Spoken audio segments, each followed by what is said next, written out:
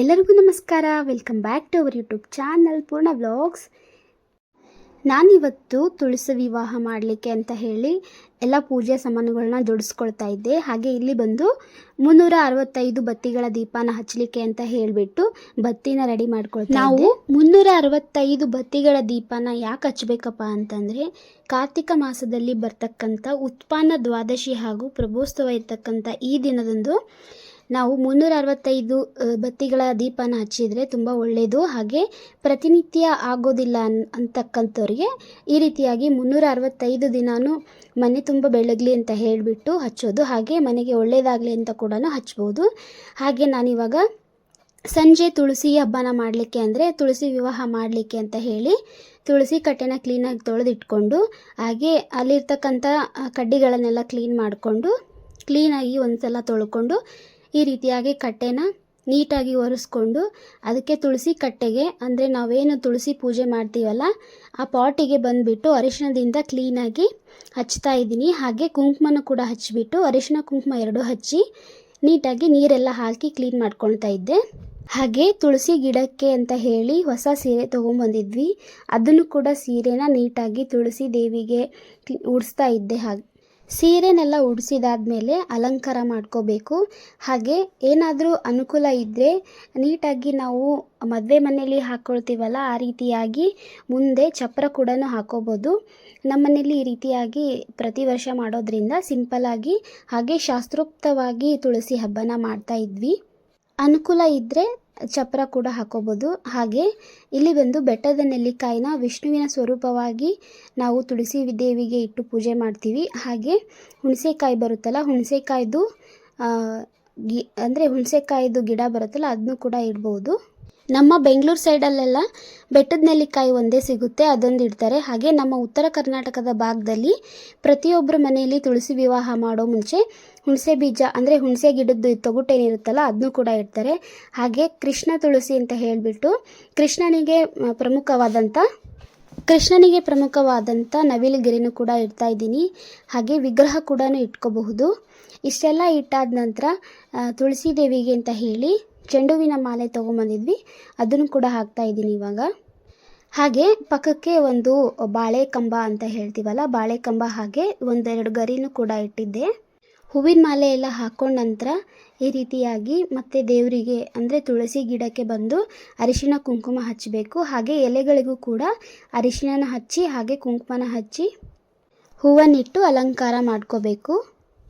ತುಳಸಿ ಗಿಡಕ್ಕೆ ನಾವು ಪ್ರತಿನಿತ್ಯ ಪೂಜೆ ಮಾಡ್ತೀವಿ, ಆದರೆ ತುಳಸಿ ವಿವಾಹ ಅಂತ ಬಂದಾಗ ಮಾಡೋದು ತುಂಬ ಒಳ್ಳೆಯದು. ಯಾಕಂದರೆ ಶ್ರೀ ವಿಷ್ಣು ಪರಮಾತ್ಮ ಏನಿರ್ತಾನಲ್ಲ, ಚಿರನಿದ್ರೆಯಿಂದ ಜಾರಿ ಎದ್ದು ಬಂದಾಗ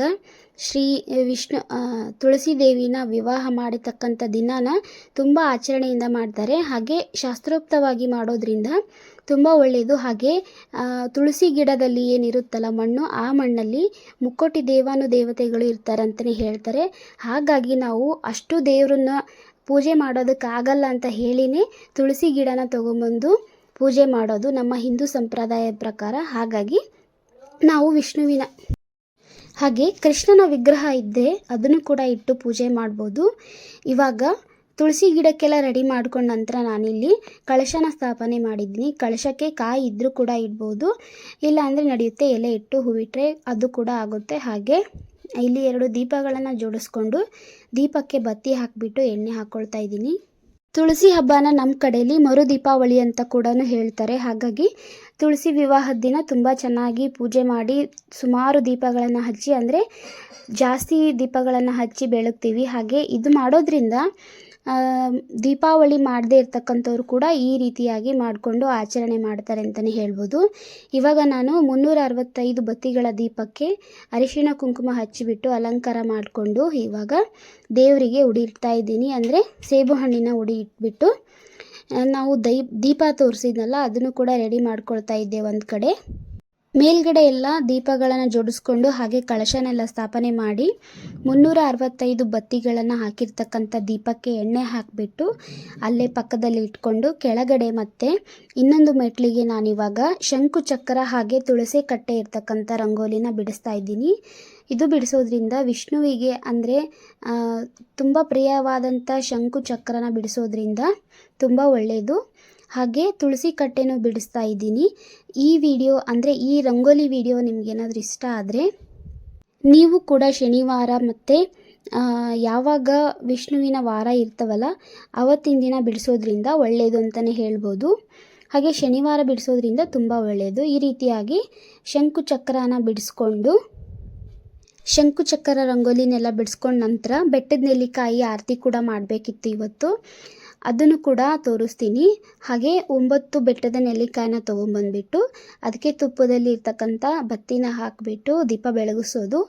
ಇವತ್ತು ಶ್ರೇಷ್ಠವಾದ ತುಳಸಿ ವಿವಾಹ ಇರೋದ್ರಿಂದ ವಿಷ್ಣುವಿಗೆ ಪ್ರಿಯವಾದಂಥದ್ದು ಕೂಡ ಬೆಟ್ಟದ ನೆಲ್ಲಿಕಾಯಿ. ಹಾಗಾಗಿ ಅದನ್ನು ತೊಗೊಂಬಂದು ದೀಪ ಹಚ್ಚಬೇಕು.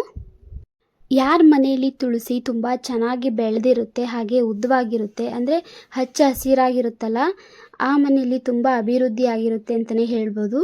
ನಾವು ಈ ಮನೆಗೆ ಬಂದಾಗ ನಾವು ತಂದಿರ್ತಕ್ಕಂಥ ತುಳಸಿ ಗಿಡ ಏನಿತ್ತಲ್ಲ ಅದು ಸಸಿ ತುಂಬ ಚಿಕ್ಕದಿತ್ತು. ಇವಾಗ ನೋಡಿದ್ರೆ ತುಂಬ ದೊಡ್ಡದಾಗೇ ಇದೆ. ಹಾಗೆ ನೀವು ಹಳೆ ವಿಡಿಯೋದಲ್ಲಿ ನೋಡ್ಬೋದು, ನಾವು ನವರಾತ್ರಿಯಲ್ಲಿ ಮಾಡಿರ್ತಕ್ಕಂಥ ವಿಡಿಯೋದಲ್ಲಿ ಪ್ರತಿಯೊಂದು ದಿನವೂ ತುಳಸಿ ಗಿಡಕ್ಕೆ ಪೂಜೆ ಮಾಡಿದ್ನಲ್ಲ ಆವಾಗ ನೋಡ್ಬೋದು ತುಂಬ ದೊಡ್ಡದಿತ್ತು ತುಳಸಿ ಗಿಡ. ಇವಾಗೂ ಕೂಡ ತುಂಬ ದೊಡ್ಡದೇ ಇದೆ.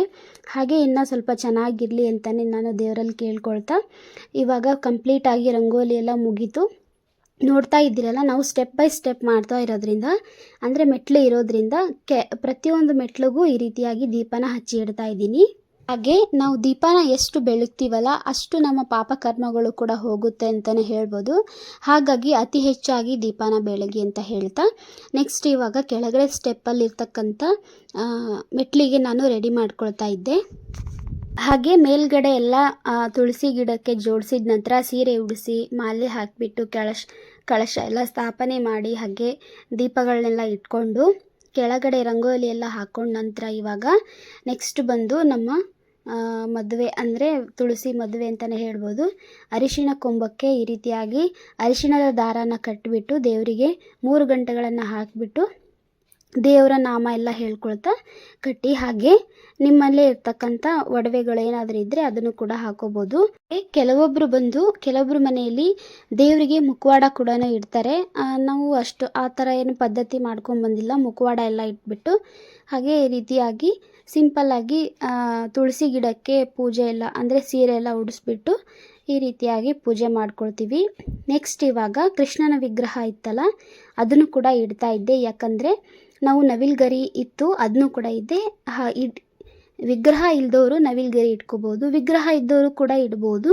ಹಾಗಾಗಿ ಕೃಷ್ಣನ ವಿಗ್ರಹ ಇತ್ತಲ್ಲ ಅದನ್ನು ಇಟ್ಬಿಟ್ಟು ಪೂಜೆ ಮಾಡಿಕೊಂಡೆ. ಹಾಗೆ ಉದ್ದಿನ ಕಡ್ಡಿ ಎಲ್ಲ ಬೆಳಗಿದ ನಂತರ ಇವಾಗ ಸಾಂಬ್ರಾಣಿ ಹಾಕ್ಕೊಳ್ತಾ ಇದ್ದೀನಿ. ಈ ರೀತಿಯಾಗಿ ಸಾಂಬ್ರಾಣಿ, ಉದ್ದಿನ ಕಡ್ಡಿ, ಧೂಪ, ದೀಪ ಈ ರೀತಿಯಾಗಿ ಇರ್ತಕ್ಕಂಥದ್ದೇ ವಿಷ್ಣುವಿಗೆ ಇಷ್ಟ. ಹಾಗೆ ಅಲಂಕಾರ ಪ್ರಿಯವಾದ ಇರೋದ್ರಿಂದ ನಾವು ಈ ರೀತಿ ಮಾಡ್ಕೋಬೇಕು. ಹಾಗೆ ಧೂಪ ದೀಪ ಎಲ್ಲ ಆದಮೇಲೆ ಒಂದು ಕಾಯಿ ಅದನ್ನು ದೇವರಿಗೆ ಇಟ್ಬಿಟ್ಟು ಕಾಯಿ ಒಡೆದ ನಂತರ ಇವಾಗ ಮತ್ತೆ ಉದ್ದಿನ ಕಡ್ಡಿ ಎಲ್ಲ ಬೆಳಕೊಂಡು ಇವಾಗ ಬೆಟ್ಟದ ನೆಲ್ಲಿಕಾಯಿ ಏನಿತ್ತಲ್ಲ 9 ಬೆಟ್ಟದ ನೆಲ್ಲಿಕಾಯಿ ದೀಪನ ಹಚ್ಕೊಂಡು ದೇವರಿಗೆ ಬೆಳ್ಕೊಳ್ತಾ ಇದ್ದೀನಿ. ಹಾಗೆ 5 ಅಥವಾ 2 ಆಮೇಲೆ 9 ಈ ರೀತಿಯಾಗಿ ಅವರವರ ಅನುಕೂಲ ಎಷ್ಟಿರುತ್ತಲ್ಲ ಅಷ್ಟೊಂದು ದೀಪಗಳನ್ನು ಹಚ್ಚಿಬಿಟ್ಟು ಬೆಳ್ಕೋಬಹುದು.